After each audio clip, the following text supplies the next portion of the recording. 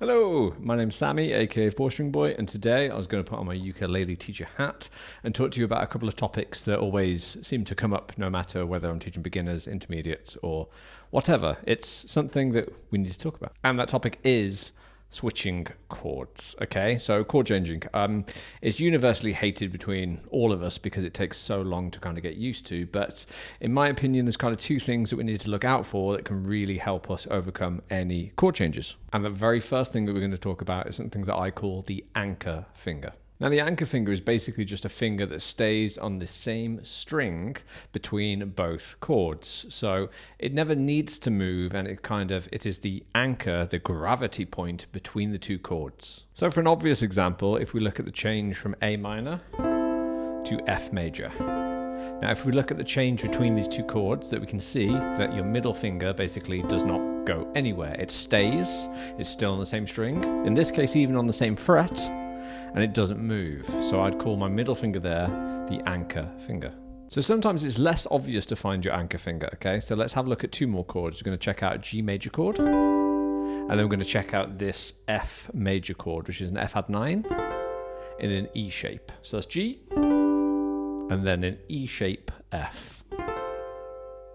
Now, when we first look at those two chords next to each other, they don't look like they have any similarities. You know what I mean? It really doesn't look like the chords look anything like each other like F and A minor did. So I invite us all to look a little bit closer and have a look and try and find an anchor finger, okay? So I'm going to play this slowly. That's my G.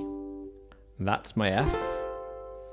And if we check it out slowly, we can see that actually our ring finger does not change string between the two chords. So that means now I've brought that to my attention. It means that when I change between the chords, when I move from G, I'm going to move my ring finger up first. That's not going to leave my string, and then I can focus on putting the other two fingers in place. So again, slowly, G chord, keep your ring finger up, and then you can focus on moving the other two fingers. Now, if moving two fingers at a time is still too much work, especially for a new chord, then what I recommend is basically whichever finger you feel most comfortable with, focus on moving that. For example, if we play that G chord again, the ring finger stays on, moves up, and then you could look at just moving your index finger to its destination.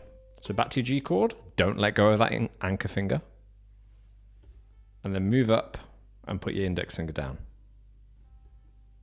Now, after a few repetitions, this all starts to get easier, and that's basically what we call muscle memory, right? The more we do it, the more basically our muscles accept the movement, and we don't have to think as much. So then, hopefully, moving these two becomes basically muscle memory, less thought, so then you can just concentrate on putting that last finger down, which is the middle finger. Now, not every chord change is going to have an anchor finger, so that's our second point. If we don't have an anchor finger, we need to look out for the next best thing. Which of our fingers requires the least movement? Right, so to give this a good quick analysis, I'm going to pick three chords that don't have anchor fingers between them and are three completely different shapes. We're going to play a D minor, a G, and a B flat. So like I said, I've already analysed and there's no anchor fingers between these chords, so we need to look for the next best thing. Which finger requires the least movement between the changes? So for me, from D minor to G, it is actually the ring finger for me that requires the least movement. We're basically just moving up a fret and across one string. That is quite a nice movement. So again, what I would do is first of all, just practice moving just that single finger, your ring finger. Strum your D minor and then move your ring finger. Strum your D minor and then move your ring finger to where it would be for the G chord. D minor, ring, D minor, ring. So again, the aim here is to basically make the first movement muscle memory. If we can't have an anchor finger which stays on, then we need to have the next best thing, which is basically such a small movement that we don't have to think about it anymore. That's the plan. And so that means that moving from our D minor to then this ring finger, we try and do it without looking at it and getting absolutely used to it. And once that's in place, that ring finger, then we can focus on putting these two fingers down for the G. Now again, I'm saying two at a time at the moment because they both fall on the same fret. So you can put one finger down and then one finger down if you like, but as they're both on the same fret, I think it's quite an even drop. So try moving them as a pair. That means our D minor to G would look like this. And that's our smoothest transition. Again, the idea with chord changes is basically never to start from scratch. If I'm going from D minor to G, I'm not playing D minor, resettle my fingers, and then playing G. I'm playing D minor and then using whatever fingers I've lined up closest to quickly move to complete my next chord. That way we don't have to redo everything, we don't waste energy, and it ends up being quicker and easier for us. Now, moving from a G major to a B flat major. Those two chords don't really look anything alike. So again, all I'm going to do is have a look physically at my G and then have a look at my B flat and look out for any fingers that, first of all, either don't move frets or don't change strings. So if I look real close, then actually when I go from a G to a B flat, my ring finger stays on the 3rd fret. So I don't really have to kind of check where it's going. I can just bring it over to the G string. And then actually my middle finger also does not change fret. It moves over to the 2nd fret. And if we look even closer, these pair actually end up in the same shape when we move to a B flat chord. So technically within our G chord, you already have made 50% of the shape for a B flat by carrying that over there. So again, if we do get lucky with this and we have kind of a pair that line up on the same fret or already in the same shape, what you want to practice is playing a G chord and then moving that pair over to where it sits in the B flat. And again, a few repetitions of just moving between the two. And then once that becomes more muscle memory, you can then focus on just adding the final element, which in the B flat's case is that bar. Basically, that's it. Okay, so between each of our chords is always going to be either one anchor finger, which means we don't have to move the string. That kind of is our center of gravity.